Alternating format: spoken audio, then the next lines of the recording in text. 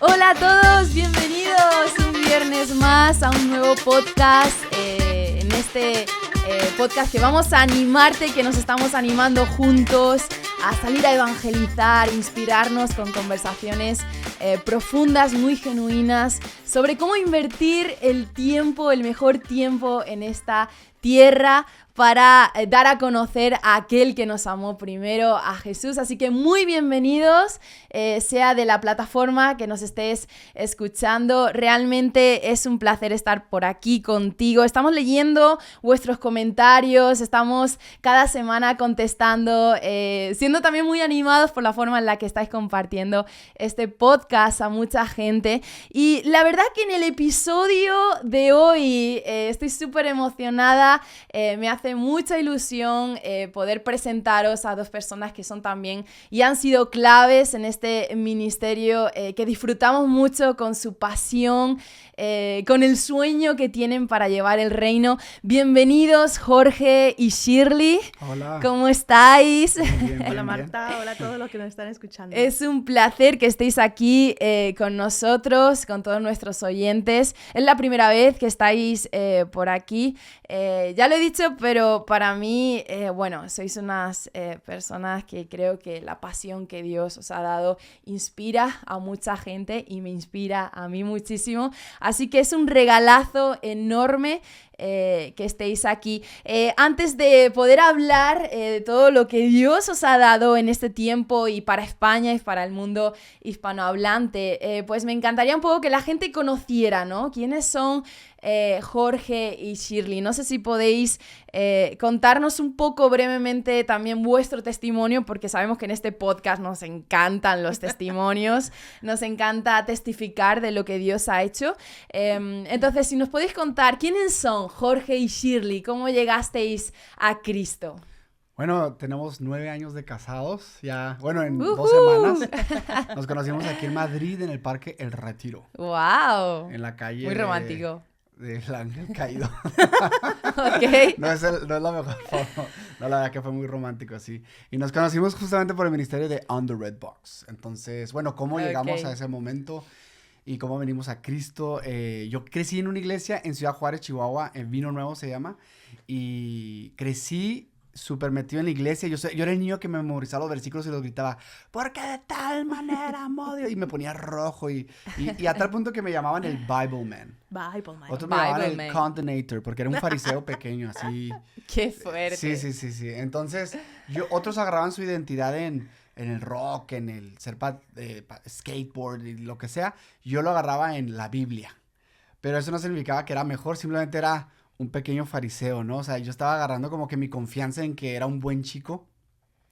Y algo me sorprendió porque a los 16 años fui a un campamento de jóvenes de la iglesia y había un lago y me retaron a meterme al lago y había una fuente de agua y el reto era tocar la fuente de agua como broma, era como algo, y entonces toco la fuente de agua, 220 volts dentro de la fuente, me tocan porque había un metal ahí, me electrocuto. No. Me muero instantáneamente. No. Lo grabaron, por si lo quieren ver en YouTube. Y tienes un libro. Está grabado. Sí, acabo de hacer un libro. Lo hice cuando, o sea, mi esposa se acaba de aliviar de nuestro segundo niño y hice el testimonio para contárselo a mis niños, pero bueno, justamente es ese testimonio de que me muero. Y cuando me muero no es como que pierdo conciencia, inmediatamente estoy consciente de que estoy despegándome de algo. Y contrario a lo que pensaba, porque yo era un buen niño, se supone que ya estaría yéndome al tercer cielo, siento un terror, un miedo. Y yo digo, estoy muerto, no puedo estar muerto. Y me entra un miedo tan horrible, como cuando tienes esas pesadillas que no te puedes despertar y luego te despiertas y empiezas todo sudado. Imagínate eso, pero no te puedes despertar, o sea, en aumento. Entonces me estoy muriendo. Bueno, lo que pasa es que me sacan de puro milagro después de 5 minutos de estar dentro del agua, electrocutado, me sacan y estoy muerto, me dan respiración porque hago que estoy muerto, pero por dentro, o donde yo quiera que yo estaba, pues yo sabía que estaba muerto y que no estaba yéndome al cielo. Entonces, los jóvenes empiezan a orar por mí. En el nombre de Jesús, te pido que lo traigas a la vida. Y en ese tiempo en la iglesia habían estado orando por gente muerta. Y en Ciudad Juárez hay bastante gente muerta, la verdad, porque hay mucha violencia. Entonces, en ese tiempo había habido 6 personas que habían resucitado. Entonces yo fui como la séptima, oraron por mí y empecé a gritar, ¡vi la muerte! ¡Dios me salvó! ¡Vi la muerte! Me llevan a la ambulancia, me dice el doctor, es que es para que estuvieras muerto, ¿no? O sea, un riñón reventado, no, esto es un milagro. Pero yo siempre me quedé, ¿pero por qué no? Porque me entró tanto miedo. Auméntale que el pastor escribe mi testimonio en un libro de él, y en ese tiempo mi pastor lo invitaban a predicar a todos lados. Yo ahora soy un fariseo resucitado. ¡Qué loco! Entonces Wow. estoy involucrado en la iglesia, estoy involucrado en todo, porque yo no quería alejarme, yo quería irme al cielo. En uno de estos tiempos voy a un viaje misionero a Madrid, España, con nuestra amiga Maritza, que ella era mi maestra de escuela de guitarra, cuando yo tenía 12 años. Maritza es joven, pero yo tenía 12 años. No reveles secretos, por favor. Y somos de la misma iglesia, nos conectamos, vengo a Madrid y ella me conecta, claro, on the Red Box. Y todo, mañana, noche y días, Redbox. Y empiezo a ir a todos los talleres y me empieza a confrontar Dios con la ley. Y recuerdo un versículo que me doy cuenta, yo siendo confrontado con la forma en que evangeliza on the Red Box, que creo que es una forma bíblica, me veo confrontado con mi realidad de Mateo 7, donde dicen, muchos me dirán aquel día, Señor, Señor, en tu nombre profetizamos, sacamos fuera demonios, hicimos muchos milagros. Y Jesús dice, algo horrible, no te conocí, apartados de mí, hacedores de maldad. Yo dije, yo soy ese, y si me muero, me voy al infierno, porque en realidad no he rendido mi vida a Cristo, no he confiado en Cristo, no me he arrepentido genuinamente. Y así en mi habitación le rogué al Señor, Jesús, perdóname, me arrepiento. Y recuerdo que sentí en mi corazón, obedéceme.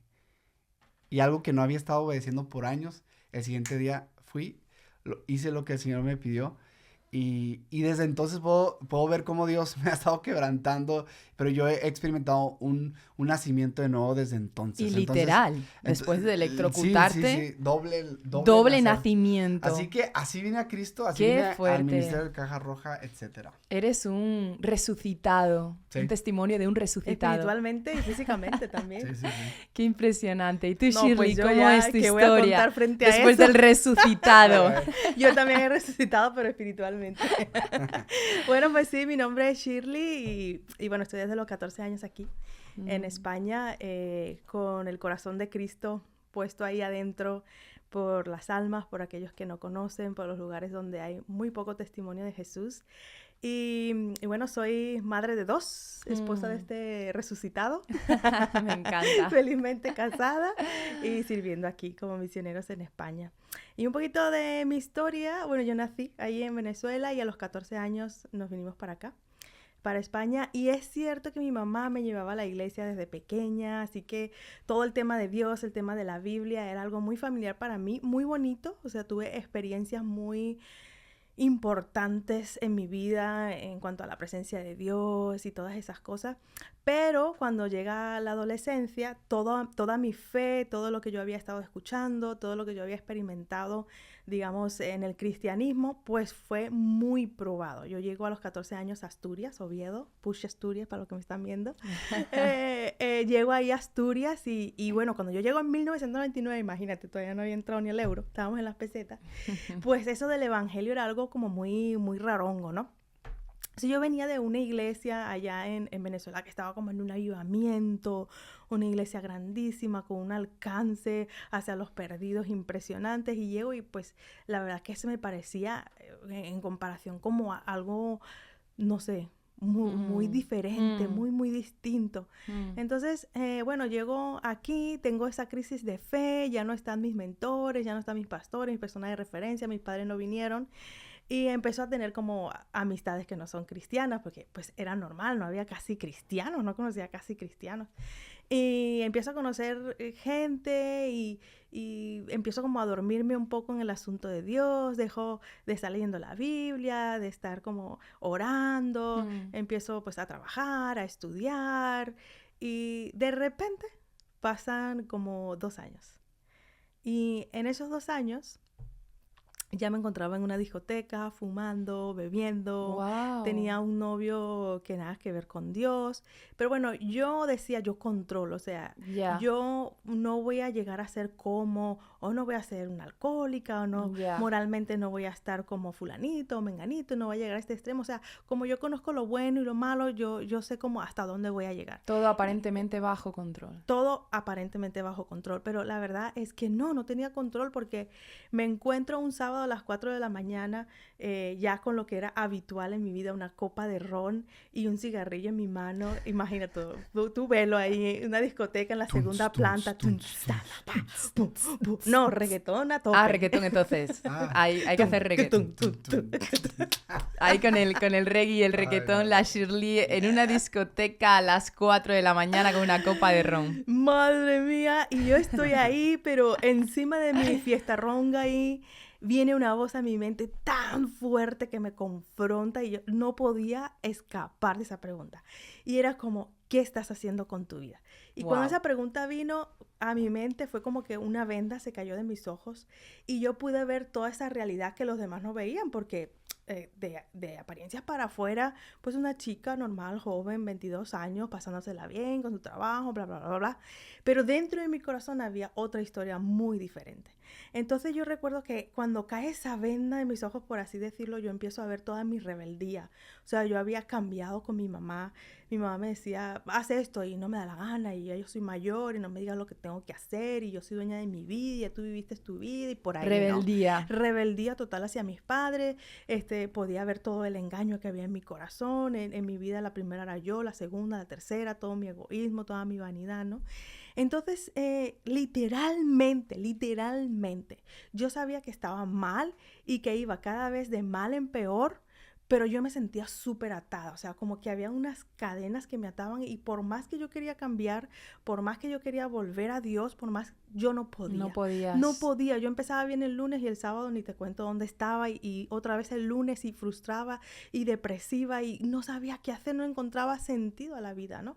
Entonces esa madrugada empiezo a hablar con Dios. Y esto es extraño porque muchos dirán, no, pues Dios se encuentra en una iglesia con los santos, ¿no? Pero en la discoteca, ¿Dios en una discoteca? ¿Qué? ¿Dios en una discoteca? Ahí mínimo el chamuco estará ahí en la discoteca, ¿verdad? Pero no, fíjate, no hay lugar tan oscuro donde la mano de Dios no nos pueda rescatar, no nos pueda salvar, ¿no? Y Él me escuchó, yo empecé a hablar con Él y dije, Dios, por favor, muchos hablan de ti, dicen que eres esto y esto, pero realmente yo no te conozco. Cámbiame, ayúdame, dame un nuevo corazón. No puedo dejar a ese chico, no puedo dejar de fumar, de beber, no puedo dejar la mentira, no puedo dejar el engaño. ¡Sálvame! Si yo empezaba a gritar en esa discoteca, sí, estaba completamente esclava. Entonces, empecé a llorar, a quebrantarme. Menos mal que estaba todo oscuro, ¿no? Nadie se daba cuenta. Solo que a las 7 de la mañana encienden las luces. ¡Puf! Y yo, ahí con los ojos así, súper hinchadotes. Y me voy a mi casa. Y yo me fui sabiendo que algo había pasado. Qué fuerte. Dios me había escuchado, pero no solo me había escuchado, había hecho algo distinto. Mira, qué fue algo loco. Súper loco porque a partir de ahí no fumé más, no bebí más. Empecé a sentir un asco por la vida que yo llevaba. Mira. No quería pecado. Nada que tuviese que ver con pecado quería estar ahí. No quería volver. Wow. Yo quería amar a Jesús, seguir a Jesús. Dios empezó a hacer una obra tan poderosa dentro de mí, a enseñarme a perdonar, a enseñarme a tomar decisiones sabias, a limpiarme, a curarme, a darme gozo. Fue la primera vez que experimenté lo que es realmente paz y lo que es increíble. gozo. Qué Entonces, increíble. a partir de ahí dije, este mensaje todo el mundo lo tiene que escuchar. ¡Qué increíble! ¡Wow! Entonces tenemos aquí en el episodio de este podcast, tenemos a un matrimonio bomba apasionado por el evangelio, compuesto por un resucitado, electrocutado, y Shirley que Dios le habló en medio de una discoteca y le vino convicción de pecado. Entonces es impresionante escuchar de dónde Dios nos sacó y esa historia que el Espíritu Santo pues escribe con nosotros, ¿no? Me encantó algo que dijiste, es que no hay el lugar tan oscuro donde la presencia de Dios no llegue, ¿no? Sí. Y en este episodio, la verdad, para toda la gente que nos está escuchando, realmente es un capítulo bastante importante de todo lo que hemos estado hablando hasta ahora, de todo el contenido que hemos dado en este podcast, porque con vosotros vamos a ir un paso más allá, ¿no? Hemos estado hablando muchísimo sobre evangelismo, sobre herramientas para evangelizar. Ahora, la cuestión aquí, y es lo que vamos a hablar con Jorge y con Shirley, es que leemos Mateo 28, 19, sí. Y está diciendo esto, dice, vayamos y hagamos discípulos, bautizándolos en el nombre del Padre y del Hijo y del Espíritu Santo. Entonces, nos hemos centrado muchísimo en, digamos, lo que es, podemos decirlo un poco así, ¿no? Lo que es pescar el pez, ¿no? Salimos a evangelizar en nuestro lugar de trabajo, estuvimos viendo, si no lo has visto, míratelo en los episodios anteriores, todo este tema de los eslabones donde vamos sembrando y sembrando y sembrando y todo el reino va regando hasta dar una cosecha, pero después de pescar el pez, después de que un alma entra por las puertas de salvación, esto no acaba aquí. No. Está el paso más importante, que más que un paso es un proceso, ¿no? Y tiene que ver con esto de Mateo 28 que dices, y hagamos discípulos. Sí. Entonces, muchas veces nos hemos centrado simplemente en tirar la caña, ha llegado a Cristo, pero hacer discípulos es un llamado que tenemos todos de escuchar, digamos, a ese pez, de instruirle, de lavarle, de darle amor en medio de esas heridas, de cómo haya llegado a Cristo, ¿no? Sí. Entonces, por eso es tan importante esto que vamos a hablar hoy, y esto es parte de la visión y de lo que estáis haciendo aquí en España. A mí me gustaría empezar con esta pregunta, con estas preguntas. Primero, si pensáis que la iglesia a nivel global se ha centrado mucho simplemente en el evangelismo, y digo simplemente porque hay un paso más, aunque es el llamado que todos tenemos. Sí. Y número dos, ¿qué es realmente el discipulado? Sí. ¿Qué es discipular a una persona, no? Bueno, la verdad es de que creo que ni siquiera en el evangelismo se ha centrado, ¿no? O sea, una estadística ya medio antigua, pero creo que todavía sigue real, es de que solo el 2% de la iglesia evangeliza, ¿no? Y luego viajando y dando talleres de evangelismo con On the Red Box y con otros ministerios, te das cuenta que a veces hasta es menos que el 2%. Entonces, y luego... Muy triste, ¿eh? Muy triste. Y luego, obviamente, para ser discípulos, primero tienes que evangelizar. Entonces, ya la siguiente pregunta de ¿cuántos están haciendo discípulos? Mira, te lo voy a poner así. Si tú haces un discípulo por año, el primer año tienes dos personas, ¿no? El siguiente año, si cada quien replica eso y hace otro discípulo y otro discípulo, el segundo año tienes 4. El tercer año tienes 8. Y así se va multiplicando por 2. Para el año 33 ya tienes a más de 8,000 millones de personas. O sea, rebasaríamos rápido la población mundial. Es exponencial. En 33 años. ¿Pero por qué no lo hemos hecho? Porque no estamos haciendo discípulos como iglesia. O sea, mira, me atrevo a retar a los que están escuchando y yo podría ir a las iglesias y a cualquiera así random, decirle, hey, ¿cómo estás? ¿A quién le has compartido el evangelio esta semana o este año, no? Y muy pocos van a responder sí. Pero si le dices, ¿en quién te estás reproduciendo? Mucho más. O sea, porque si lo haríamos, ya hubiéramos alcanzado al mundo. O sea, nomás matemáticamente hablando, ¿no? Entonces, creo que sí hay creo que el enemigo ha hecho bien su trabajo de distraernos con hacer 1000 cosas buenas como iglesia, menos lo que Dios nos mandó a hacer. Wow. Discípulos que hacen discípulos. Entonces la pregunta es, ¿qué es discipulado? Y si ves en toda la Biblia, o sea, desde el principio Dios crea a Adán y Eva a su imagen. A imagen de Dios los creó, dice, ¿no? Y les dice, multiplíquense, hablando físicamente, y llenen la tierra. Pero si entendemos, o sea, el propósito desde el principio era de que los seres humanos llenaran la tierra con el conocimiento de la gloria de Dios. Es decir, Dios le dio la autoridad al hombre y a la mujer para que aquí nosotros, teniendo una relación cercana con Dios, lo conozcamos y traigamos su reino aquí. Su reino establecido en la tierra. ¿Qué pasa en Génesis 3? Pues le cedimos eso a la serpiente, ¿no? Y en vez de que el reino de Dios se extendiera en toda la tierra, se extendió el reino de las tinieblas. Wow. Pero Dios tiene un propósito y desde entonces profetizó que iba a venir un rey. El rey que iba a redimir todo, ¿no?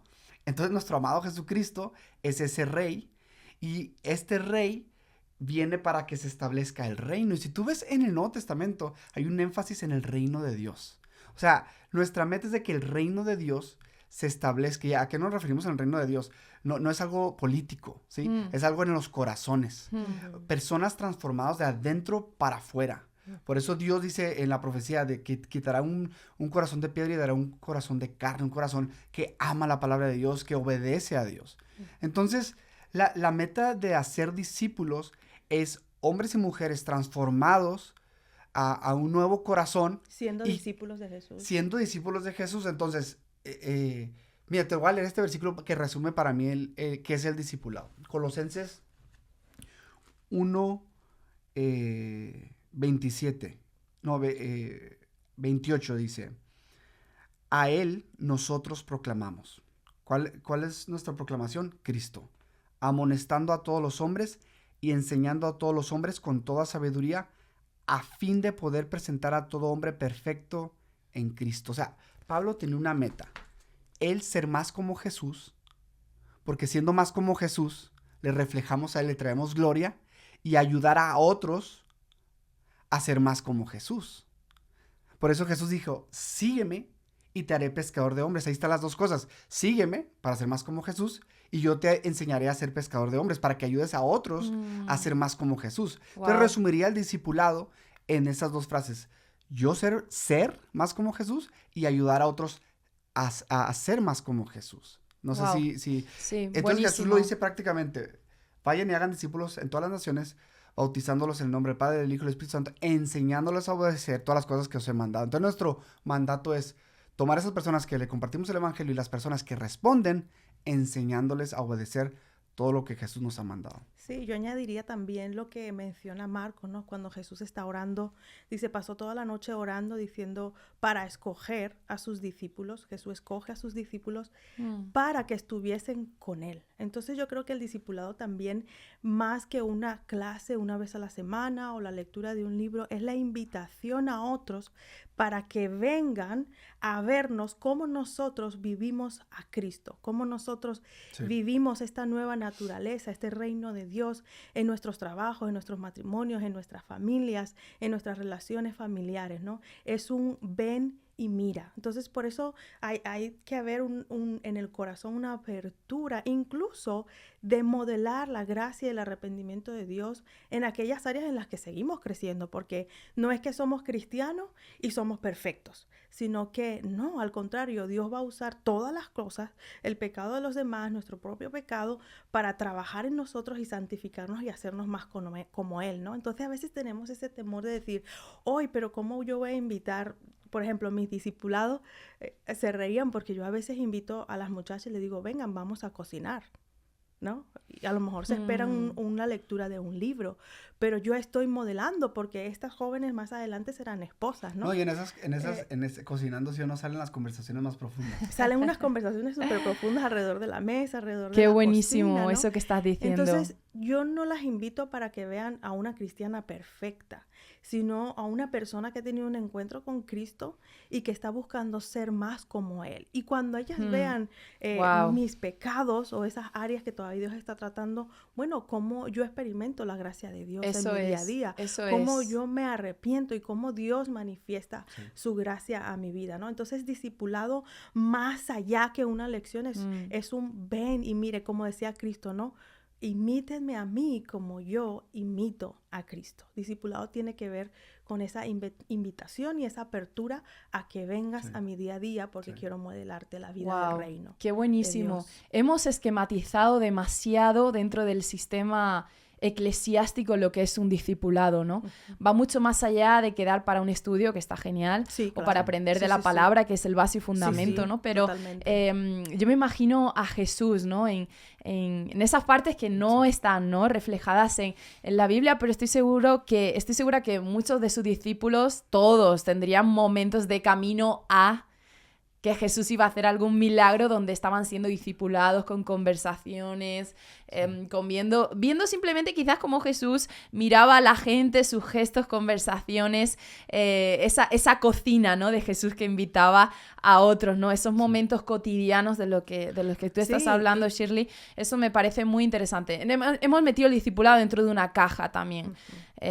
Como y en el iglesia. mandamiento, en el Mateo 28, dice, enseñándoles que guarden todas las cosas, o sea, que obedezcan todas las cosas que yo os he mandado. Entonces, muchas veces ni siquiera enseñamos cómo ellos pueden obedecer la palabra de Dios en su día a día de una forma medible, ¿no? Están acostumbrados a escuchar y ya, pero en realidad no saben cómo vivir, cómo aplicar el evangelio en su día a día. Sí. Porque no, los cristianos no estamos llamados a estar encerrados en una burbuja, sino a impregnar nuestras culturas, nuestras sociedades con el evangelio de Cristo. Pero muchas veces hemos enseñado a cómo no obedecerlos.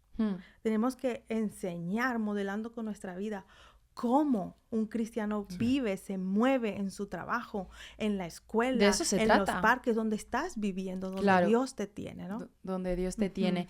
Me estoy acordando ahora de una frase que escuché de alguien, no me acuerdo quién fue, que decía, pues si quieres compartir el evangelio, pues abre tu Biblia, pero si quieres discipular a alguien, abre tu vida. Y esta es la invitación que tenemos, ¿no? De sígueme, pero ven y mira, ¿no? Ven y mira cómo vivo el día a día, ¿no? Y necesitamos a gente dentro de las iglesias, bueno, realmente es el llamado que está escrito, ¿no? Que estén dispuestos a decir, oye, ven y mira, no todo lo que ves en mí va a brillar, pero a través de mis errores, de mis luchas, de mis debilidades, de forjar a Cristo en mí, tú vas a ser más como Cristo, ¿no? Y esto es realmente lo que necesitamos. Eso es importante porque el que está escuchando normalmente piensa y dice, no, pues tengo que llegar a un momento de perfección para hacerlo. Y en realidad no, donde estás. Otra mentira esa. Es otra mentira. Que el enemigo ha implantado de una manera impresionante dentro de la iglesia. En el momento que tú ya tienes a Cristo y el que no tiene, ya estás un paso más avanzado. No necesitas estar 10 pasos más adelante, sino un paso más adelante para decirle. Y te cuento esta historia breve, que un día estaba con un discípulo, estábamos conduciendo y uno se me metió en el coche y me salió el viejo Jorge. El muerto. Salió el Jorge antes de ser resucitado. Le grité o no sé qué hice que con el claxon, no sé cómo se dice. Entonces nos enojamos y el discípulo estaba todo así y me cayó la convicción. Dije, me puse enseguida y le dije, oye, discúlpame, perdóname, ¿no?